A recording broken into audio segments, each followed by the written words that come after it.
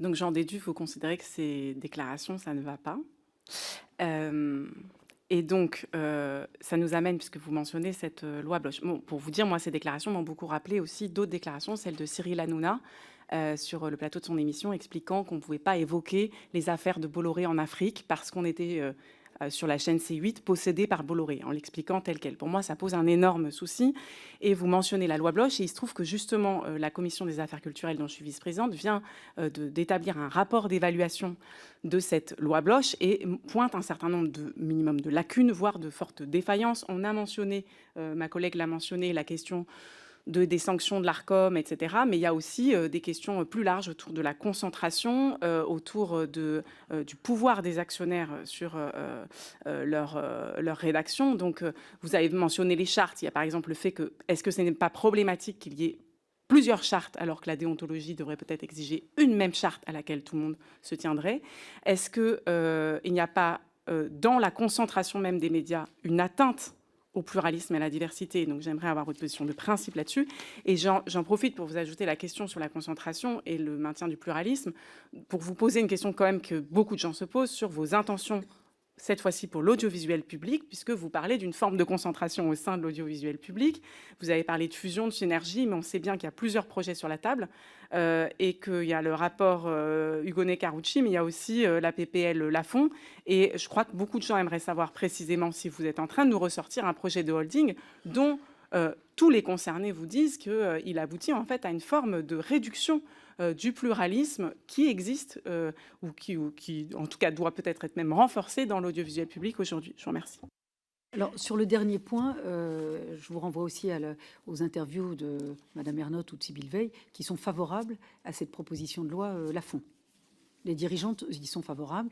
Avec les parlementaires, on a un débat. Le débat parlementaire, de toute façon, vous pouvez quand même en convenir qu'on ne peut pas rester sur ce statu quo. En plus, on arrive à une période où, comme je l'ai dit la dernière fois, les instances seront renouvelées l'année prochaine. Donc, c'est le moment, j'allais dire, ou jamais. Alors, face à un audiovisuel privé qui se structure, qui évidemment rassemble ses forces, vous le voyez, on le voit tous les jours. On ne peut pas avoir cet audiovisuel public totalement dispersé.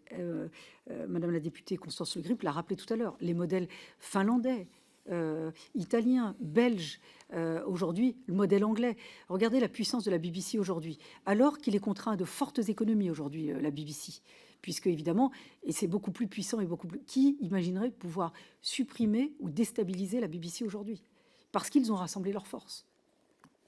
Regardez leurs reportages, leurs rédactions, tout ça est vraiment de manière très forte, très puissant et très rassemblé, pour ne pas dire fusionné.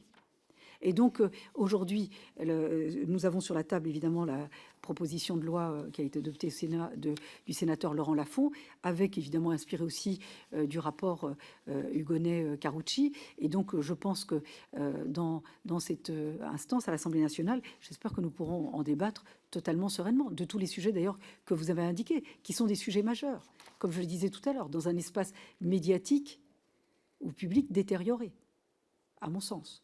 Ça, c'est le premier point. Sur, tout à l'heure, vous disiez que vous étiez inquiète, vous rappeliez les propos de Cyril Hanouna. Je crois qu'il a été lourdement sanctionné. La chaîne a été lourdement sanctionnée. Donc, l'Arcom joue tout à fait son rôle. Et sur les concentrations, sauf à se voiler la face, mais aujourd'hui, vous le savez très bien, les médias, les journalistes, s'ils veulent faire un travail de qualité, parce que l'information fiable, de qualité, ça a un coût. Et donc, si vous ne vous adossez pas à un groupe industriel, je ne vois pas comment on fait aujourd'hui. Et plus vous pauperisez les journalistes, plus vous dégradez la nature de l'information, pour ne pas dire que ça conduit à de la désinformation. Et donc, moi, je suis assez favorable, et je pense que c'est vital que des groupes industriels puissent être propriétaires de médias. Bien au contraire. Et la loi garantit l'indépendance, justement, aux journalistes. Ça, la loi est très claire là-dessus. Et l'intérêt économique de l'entreprise ne doit pas compromettre cette indépendance. Et l'Arcom y veille, et vous le savez, comme pour le pluralisme, puisque la dernière décision du Conseil d'État qui renvoie au respect du pluralisme pour l'ensemble de l'audiovisuel, le président de l'Arcom a dit qu'il y travaillait, puisqu'il doit faire des propositions dans quelques semaines. Donc tout ça, évidemment, on en tient compte. Sur les propositions que vous avez faites suite au bilan de la loi Bloch, je crois qu'il y a 20 propositions de mémoire, il y a une vingtaine de propositions. Moi, je suis tout à fait d'accord pour qu'on y travaille ensemble. Je ne suis pas du tout opposée à cela.